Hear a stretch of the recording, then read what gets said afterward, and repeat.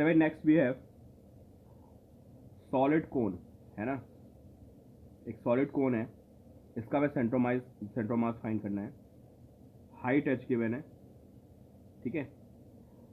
तो वही हमें करना पड़ता है कि कॉन्टिन्यूस बॉडी है, और आपको पता है कि कॉन्टिन्यूस बॉडी को हमें क्या करना पड़ता है, स्मॉल एलिमेंट्स में ब्रेक करना पड़ता है। फिर हम उस स्मॉल एलिमेंट का सेंट्रोमास देखते हैं और फिर फॉर्मूला अप्लाई करते हैं ओवरऑल बॉडी का सेंट्रोमास निकालने के लिए, ठीक है। ये हमारा प्रोसीजर होता है। तो यहाँ पे देखिए क्या करना है। सबसे पहले हमें यहाँ पे हम लोग सबसे पहले एलिमेंट्स बनाएंगे, ठीक है। एलिमेंट्स बनाने का तरीका देखते हैं कि कैसे एलिमेंट्स बनाएंगे।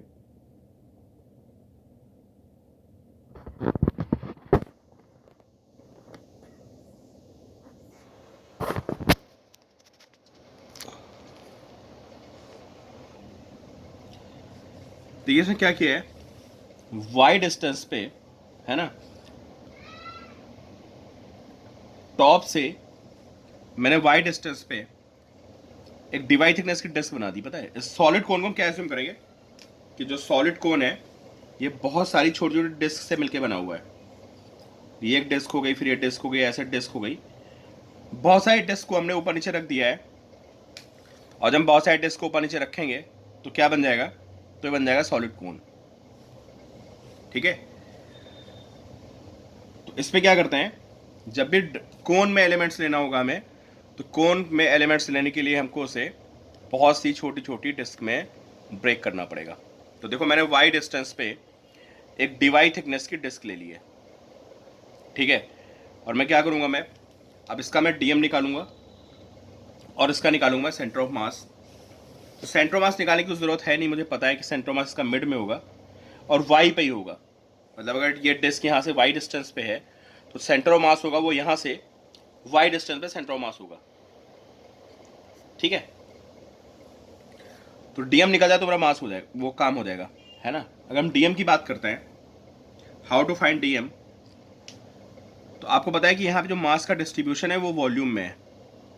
तो अभी तक हमने जितनी प्रॉब्लम्स की हैं उसमें या तो मास लिनियरली डिस्ट्रीब्यूटेड होता था, ये एरिया में डिस्ट्रीब्यूटेड होता था। यहाँ पे मास का डिस्ट्रीब्यूशन वॉल्यूम में है, तो हमें क्या करना पड़ेगा, पहले हमें निकालना पड़ेगा मास पर यूनिट वॉल्यूम, कि यूनिट वॉल्यूम में कितना मास है, और फिर हमें इस डिस्क का वॉल्यूम निकालना पड़ेगा, तब जाके हमारा काम होगा, ठीक है। तो सबसे पहले निकालते हैं हम लोग मास पर यूनिट वॉल्यूम।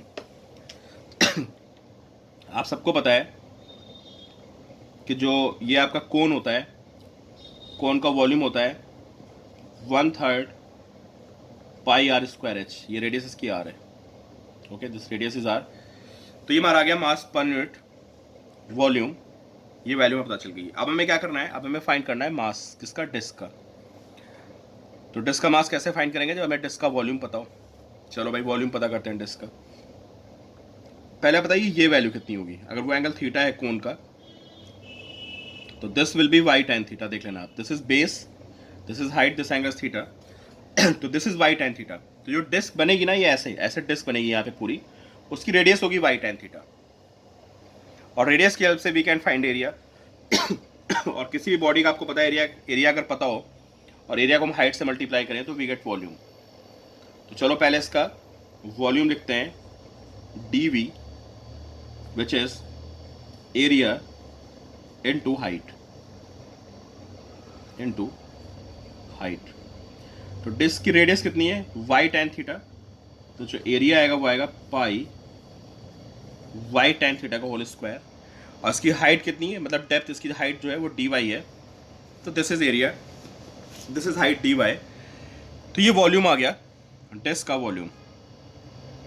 और इसको मैं किससे मल्टीप्लाई करूंगा, अगर मैं इस डी को mass per unit volume, this is mass per unit volume, तो अगर मैं डी को मास पर यूनिट वॉल्यूम से मल्टीप्लाई करूंगा तो मुझे डीएम मिल जाएगा, ठीक है। तो डीएम कितना आएगा, जो डीएम की वैल्यू आएगी, मास पर यूनिट वॉल्यूम कितना होगा, 3m upon pi r square h, okay. ये 3 ऊपर चला गया, ये हमारा मास पर यूनिट वॉल्यूम आ गया, into this volume which is pi y square tan square theta d y. ये डीएम की वैल्यू आ गई हमारी, दिस इज डीएम। ठीक है, तो डीएम निकालना मेन होता है बस, और डीएम के बाद फिर क्वेश्चन में कुछ बचता नहीं है। ठीक है, डीएम निकला है, समझो बस क्वेश्चन सॉल्व हो गया। तो दिस इज डीएम। और लोग फॉर्मूला लिखते हैं, है ना। फॉर्मूला क्या होता है हमारा? फॉर्मूला होता है integration y d m upon integration d m, where y is centre of mass of the element. तो अभी मैंने आपको यहाँ पे कौन बना देता हूँ मैं, फिगर मिट गई है। तो ये जो डिस्क थी हमारी यहाँ पे थी, वाई डिस्टेंस पे डिस्क थी, और डिस्क का सेंटर मास भी यहीं पे होगा, तो ये डिस्टेंस हमारी वाई हो गई। अब मैं यहाँ से डिस्टेंस मेजर कर रहा हूँ, इस पॉइंट से नीचे की तरफ मैं वाई ले रहा हूँ, तो वाई इंटू इंटीग्रेशन में हमें पता है सारे कांस्टेंट हम तो बाहर आ जाएंगे, तो इंटीग्रेशन वाई इंटू डी की वैल्यू कितनी है 3m pi pi r square h into pi r square sorry pi y square into tan square theta d y into tan square theta d y. Okay, upon integration में क्या आएगा, integration DM की बात करेंगे तो पूरा मास हो जाएगा। अब बारी लगेगी लिमिट की, तो देखो लिमिट कैसे लगेगी, ये हमारी डिस्क थी पूरी, है ना। तो ऐसे हमने वाई डिस्टेंस पे एक ये डिस्क बना दी थी, ऐसा समझ गए आप। तो पहली डिस्क हमारी यहाँ पे शुरू होगी एट दिस पॉइंट वाई 0, और जो हमारी आखिरी डिस्क होगी वो बिल्कुल बॉटम पे आएगी, and for that disc we have y is h. तो लिमिट क्या लगेगी हमारी 0 to h लिमिट लगेगी 0 to h। सारे कांस्टेंट बाहर निकालते हैं, पहले पाई से पाई को उड़ाते हैं, 3m कांस्टेंट है बाहर करते हैं, tan स्क्वायर थीटा को भी बाहर करते हैं निकाल के, r स्क्वायर h को यहाँ रहने देते हैं, ये भी कांस्टेंट है, m अपॉन में नीचे आ जाएगा। ठीक है, और फिर हमारे पास क्या बचा, now we have y cube dy, y cube dy। ठीक है, लिमिट लगाते हैं 0 से h, m से m कैंसिल हो जाएगा, तो we have 3 tan square theta upon r square h।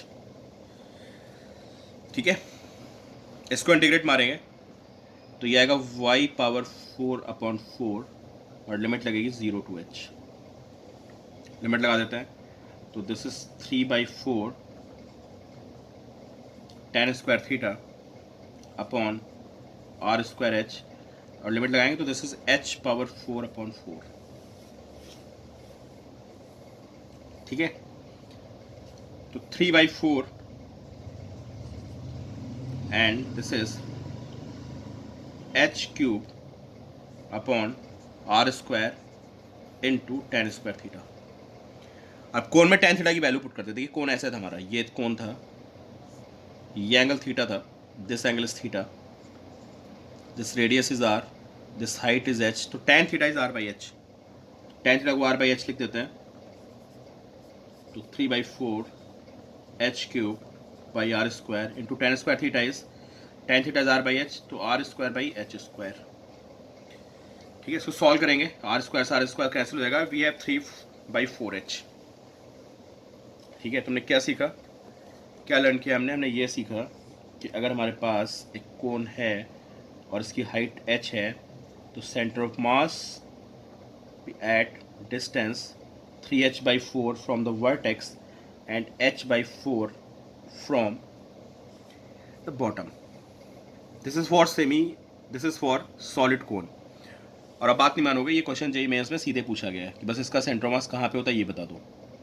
तुम्हें याद करना बहुत ज़रूरी है सेंटर ऑफ मास की लोकेशन। ठीक है, और अगर ये हॉलो होता है तो हॉलो में क्या होता है, अब नोट करना नोट्स में आप कि हॉलो में जो सेंटर ऑफ मास होता है वो नीचे से h/3 पे होता है, और सॉलिड का हमने ड्राइव किया h/4 पे होता है, हॉलो का आपको अपने आप ड्राइव करना है। ठीक है, तो याद रखिएगा सॉलिड कोन का सेंटर ऑफ मास बॉटम से h/4, वर्टेक्स से 3h/4, और हॉलो का नीचे से h/3।